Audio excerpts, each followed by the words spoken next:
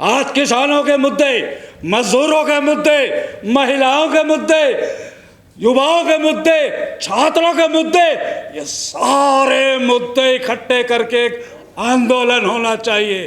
ये नहीं कि एक एक मुद्दे पे हम लोग आंदोलित हो। अब सारे मुद्दों पर एकजुट होकर देश की आवाज बननी होगी सरकार के खिलाफ। ये सरकार कोई अजय नहीं है। 303 से 240 पे आने वाली ये बैसाखियों वाली सरकार, ना जाने कब इनकी बैसाखियाँ उखड़ जाए। एक ऐसा आंदोलन तैयार होना चाहिए, एक ऐसी बातचीत होनी चाहिए, एक ऐसा विचार तय होना चाहिए। और विपक्ष की राजनीतिक दलों को भी चाहिए कि वो मंच तो बना लेते हैं, उसका नाम इंडिया ब्लॉक रख लेते हैं, लेकिन जब वो ब्लॉक चुनाव में उतरता है तो मैं बड़ी पार्टी, मैं क्षेत्रीय सरदार पार्टी, इस चक्कर में उस चक्कर में जब टिकटों का आवंटन होता है और उस टिकटों के अंदर विवाद उत्पन्न होते हैं और जब वोट का डिवीजन होता है तब फांसीवादी जागते हैं, फांसीवादी जिंदा होते हैं, हम इन्हें जिंदा करते हैं। इसलिए इस अहंकार को हटाकर केवल एक लक्ष्य, एक आंदोलन ये तय करना होगा कि हमें भाजपा को हराना है। और जब भाजपा हारेगी तो सामाजिक न्याय की जीत होगी, समता की जीत होगी, बराबरी की जीत होगी, समता मूलक समाज की जीत होगी, धर्मनिरपेक्ष की जीत होगी, लोकतंत्र की जीत होगी। जय हिंद। क्योंकि एक तरफ हम विश्व गुरु बनने की बात करते हैं, एक तरफ अमृतकाल चल रहा, एक तरफ उस राष्ट्र के युवा पर आप लाठियां बरसा रहे हो और आवाज उठाने पर आप इस तरीके से, वो तो कोई और कुछ तो मांग नहीं कर रहा था, वो तो सिर्फ यही कर रहा था, मुझे कोई विशेष अधिकार तो नहीं मांग रहा था, वो तो सिर्फ इतना ही कर रहा था कि मेरे पेपर सही से करा लो, क्योंकि आपको इलाज कराना होगा, विदेशों में चले जाएंगे, आपके बच्चे विदेशों में पढ़ेंगे, लेकिन इस देश का जो रीट है, गरीब किसान, मजदूर किसान, वो कहाँ जाएंगे? उनके बच्चे कहाँ जाएंगे? आखिर में वो कहाँ पढ़ेंगे? या उनकी इलाज कराना होगा तो कहाँ जाएंगे? क्या उसी से जो पेपर लीक क्यों कराई जाती है? उन लोगों के लिए कराई जाती है जो किसी तरह के विशेष अधिकार लेकर आते हैं।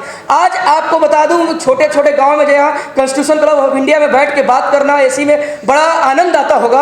आप लोकतंत्र के चौथा स्तंभ है, कभी गाँव में जाइए, देखिए, विजिट करिए। आज भी थाने में रिपोर्ट जो लिखी जाती है वो पार्टिकुलर देखी जाती है चश्मे खोलकर कि वो किस जाति या किस धर्म से या किस राजनीतिक दल। आज स्वतंत्र रूप से कोई भी अपनी बात रखने के लिए कोई ना कोई किसी पार्टी दल से जुड़ा हुआ है। कि मैं सारे राष्ट्र के युवाओं से, इवन सबसे मैं अनुरोध कर रहा हूँ आखिरी में, क्योंकि समय नहीं है, बार बार मेरे पास लिख कर आ रहा है कि समय नहीं है, मैं लास्ट में सारे लोगों से अनुरोध करता हूँ, ना आप किसी जाति का हो, ना किसी धर्म का हो, ना किसी दल का हो, तुम इस देश के नागरिक हो। इस देश को बचाने के लिए वाकई फिर से पूरे विश्व में हमारे यहाँ लोग पढ़ने आए और पूरे विश्व में हमारी डंका बजे, इसके लिए तुम एक छत के नीचे आओ। न तुम किसी जाति का हो, न तुम किसी धर्म का हो, न तो किसी वर्ग का हो, न तुम इस पार्टी का, न उस पार्टी को। स्वतंत्र विचार की आज बहुत जरूरत है। हर लोग कोई ना कोई राजनीतिक दल से या किसी जातिक दल से चश्मे पहना है, उस चश्मे को निकालना है, तब इस देश को वाकई में विश्व गुरु बन सकता है, वाकई में हर लोगों के हाथों में काम मिल सकता है और सब लोग डिग्निफाइड लाइफ जी सकता है। जब डिग्निफाइड लाइफ की बात होती है तो मैं एक ही बात बोलूंगा कि सब लोगों का स्वतंत्र विचार होना चाहिए। कोई किसी जाति धर्म पार्टी से उठकर, जैसे पेड़ होती है ना, या ये ऊपर का धरा है, मान लो, समझ लो, जैसे पछिया ऊपर नीचे बैठी रहती है, लेकिन वो एक उनका मकसद होता है, एक ही पर होता है। वैसे ही हम सारे राष्ट्र के युवाओं से, लोगों से अनुरोध आग्रह कर रहा हूं, तुम किसी जाति धर्म का नहीं, एक हो। और युवा तो वैसे भी किसी जाति धर्म दल या एबीपी एनएसयू से नहीं होता है, वो एक ही जाति, एक संगठन में आएगा, लड़ेगा तो वो जीत जाएगा। और ऐसा ही हुआ था जब जंतर मंतर में सारे लोग एक मंच पर आए, लड़े, और युवा अपने आप में एक वर्ग होता है, उसके लिए लड़ना है। तो गरीब, किसान, मजदूर, पिछड़े वर्ग के साथ आज भी किस तरीके से अन्याय होता है, और ये आज बताने की ज़रूरत नहीं है। देश में एक जिस तरीके से आज जेनजी ने, जिस तरीके से युवाओं ने देश के जंतर मंतर पर हमें दिखाया, ये पूरा देश ने देखा और देश के शिक्षा मंत्री को खुद इस्तीफा देना पड़ा। अब हम बात कर रहे हैं, चाहे वो हम गांधी की बात करें, बुद्ध की बात करें, चाहे बाबा साहब भीमराव अम्बेडकर की बात करें, और हम उस देश से हैं जहाँ बुद्ध ने हमें करुणा, समता और प्रज्ञा सिखाई। उस करुणा, समता और प्रज्ञा के भाव से मैं आज यहाँ कहना चाहता हूँ कि उस भाव के नेतृत्व से हम इस देश को वाकई बदलाव ला सकते हैं और ला भी रहे हैं। लेकिन आज का विषय केवल कोई पार्टिकुलर समुदाय से, जाति धर्म से नहीं है। बात इस तरीके से की जा रही है कि ये वसुधैव कुटुंबकम की बात होनी चाहिए, one nation one world one family की।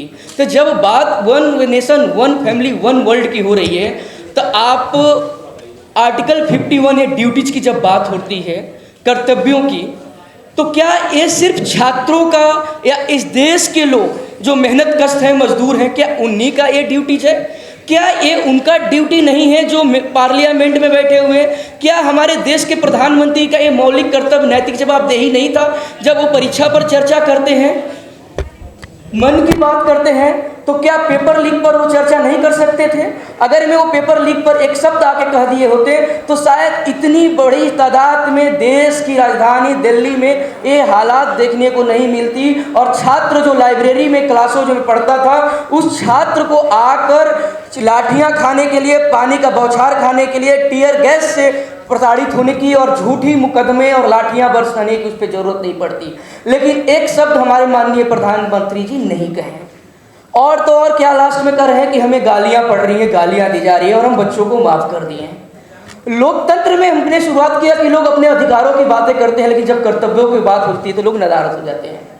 ये सवाल आखिर में जो देश के हमारे जितने भी मेंबर्स ऑफ पार्लियामेंट में बैठे हैं, यहाँ से 2-3 किलोमीटर पार्लियामेंट है, ज़्यादा दूर नहीं है, उन सब से मेरा सवाल है, क्या ये उनका मौलिक कर्तव्य नहीं था कि छात्रों के साथ, जो किसी भी राष्ट्र के निर्माण में युवाओं की प्रमुख भूमिका होती है, और उस राष्ट्र के युवा पर जो रीढ़ है उस पर लाठियां बरसाई गई, उसकी रीढ़ को तोड़ी गई, तो क्या ये उनका नैतिक जवाबदेही नहीं था कि हम इस पे चर्चा करें? जिस तरीके से परीक्षा पर चर्चा होती है उस तरीके से एक विशेष वर्ग को नो डाउट हर जगह पार्टिसिपेशन मिला, लेकिन एक पार्टिकुलर वर्ग आज जो उसकी संख्या बहुत ज़्यादा है वो कहीं ना कहीं नदारद हो गया, उसको वो पार्टिसिपेशन नहीं मिल पा रही है। ये बड़े बड़े यूनिवर्सिटी की बात कर रहा हूँ, चाहे दिल्ली यूनिवर्सिटी हो या देश के अलग अलग बड़े बड़े संस्थाओं में भी इस चीज़ को हमारा युवा एक विशेष वर्ग के लोग फेस कर रहे हैं लगातार।